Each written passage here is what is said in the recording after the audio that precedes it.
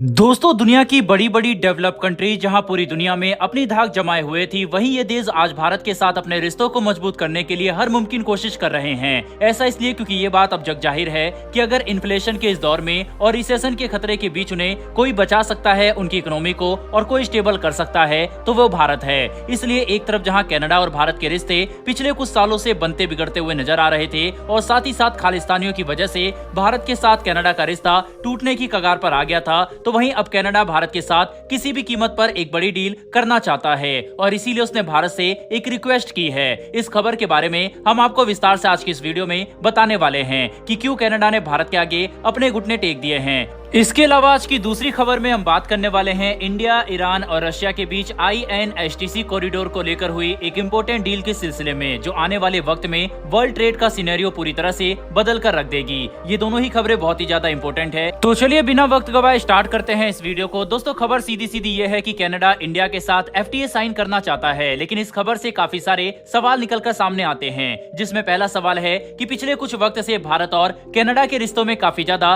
खटास आई है, लेकिन बावजूद इसके आखिर क्यों कनाडा भारत के साथ FTA साइन करना चाहता है। कनाडा ऐसा इसलिए करना चाहता है क्योंकि इस वक्त कनाडा के जो दो सबसे बड़े ट्रेडिंग पार्टनर्स हैं, जिसमें यूनाइटेड स्टेट्स ऑफ अमेरिका और चाइना का नाम शामिल होता है, उनके साथ कनाडा के रिश्ते बिगड़ रहे हैं। चाइना और अमेरिका के साथ कनाडा ट्रेडिंग प्रॉफिटेबल तरीके से नहीं कर पा रहा। दरअसल पिछले कई सालों से अमेरिका प्रोटेक्शनिस्ट थ्योरी अप्लाई कर रहा है, जिसके तहत अमेरिका अपने देश में दूसरे देशों के इम्पोर्ट को कम करने की कोशिश कर रहा है। तो वहीं दूसरी तरफ आपको बता दें कि चाइना के साथ भी कनाडा के ट्रेडिंग रिलेशन कोविड के बाद से ही बिगड़ते नजर आ रहे हैं। हाल ही में चाइना के एक एनवॉय को कनाडा ने बाहर तक निकाल दिया था, जिसका जवाब देते हुए चाइना ने भी कनाडा के एक एनवॉय को अपने देश से बाहर कर दिया। ऐसे में कनाडा किसी ऐसे तीसरे ट्रेडिंग पार्टनर की तलाश में है जिसके साथ आने वाले वक्त में ट्रेडिंग करने से कनाडा को काफी ज्यादा फायदा हो। इसीलिए अब कनाडा भारत की तरफ उम्मीद भरी नजरों से देख रहा है। दोस्तों, जहां यूरोपियन यूनियन और ब्रिटेन जैसे देश भारत के साथ FTA साइन करना चाहते हैं, तो वहीं पिछले साल ऑस्ट्रेलिया ने भी भारत के साथ FTA साइन कर लिया था और कनाडा ने ऑस्ट्रेलियन मार्केट को काफी ज्यादा ऑब्जर्व किया और समझा कि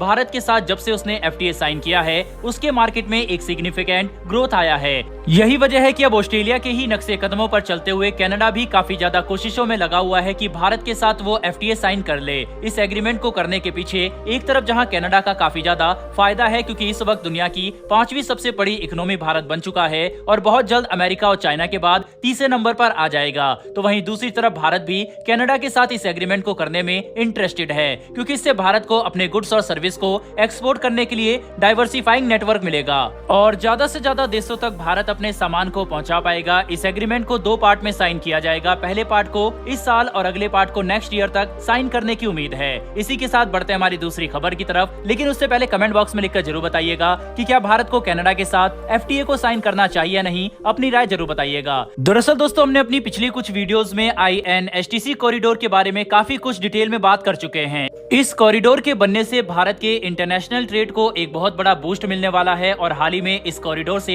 एक बहुत बड़ी अपडेट निकलकर सामने आई है। खबर यह है कि ईरान और रशिया के बीच में INSTC कॉरिडोर को लेकर $1.6 बिलियन की डील हाल ही में हुई है। दोनों देशों के बीच में क्या डील हुई है, किस लिए हुई है, और इस बारे में जानने से पहले आपको INSTC कॉरिडोर का जो पूरा रूट मैप है उसे समझना होगा। 7200 किलोमीटर लंबा एक multi modal transportation network India, Russia और ईरान के बीच में साइन किया गया था। इस रूट में दोस्तों waterways, roadways and railway network के जरिए इंपोर्ट और एक्सपोर्ट को बढ़ावा दिया जाएगा। इस कॉरिडोर के रेल नेटवर्क को शुरू करने के लिए इंडिया के गुजरात और मुंबई के पोर्ट से इस रूट की शुरुआत की जाएगी, जो कि आगे बढ़कर ईरान के बदर अब्बास पोर्ट से कनेक्ट करेगा। फिर वहां से एक रेलवे का लिंक शुरू होगा तेहरान के लिए। तेहरान में ये रूट जाएगा सीधा अंजलि पोर्ट तक। वहां से इस रूट को आगे बढ़ाया जाएगा और कैस्पियन सी से होता हुआ रशिया के अस्त्रखान पोर्ट तक पहुंचेगा। उसके बाद मॉस्को और मॉस्को से होता हुआ सेंट पीटर्सबर्ग। लेकिन इस रूट में सबसे बड़ी दिक्कत इस कॉरिडोर के तहत अजरबैजान को कनेक्ट करने की कोशिशें थी। अजरबैजान को कनेक्ट किया जाता तो तेहरान के अंजलि पोर्ट से रेलवेज का लिंक अजरबैजान तक भी बनाना पड़ता, लेकिन ईरान के पास उस जगह पर रेल नेटवर्क बनाने के लिए पैसे ही नहीं थे।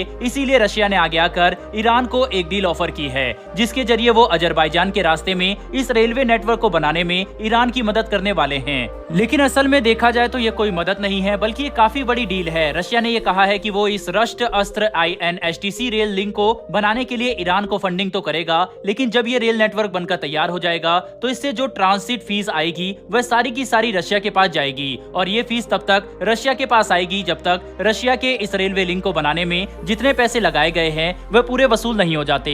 हालांकि इस रशिया और ईरान की डील से भारत को काफी ज्यादा बेनिफिट होगा, क्योंकि भारत इजीली अपने सामान को ईरान से होते हुए अजरबैजान तक पहुंचा सकता है। और हाल दोस्तों, इस वीडियो में इतना ही। अगर आपको ये इन्फॉर्मेशन और वीडियो पसंद आई हो तो नीचे दिए गए सब्सक्राइब बटन को दबाकर बेल नोटिफिकेशन जरूर दबा लें, जिससे हमारी आने वाली डेली ऐसी वीडियो आप तक पहुंच सके। फिर मिलेंगे ऐसी एक नई वीडियो के साथ। धन्यवाद। जय हिंद।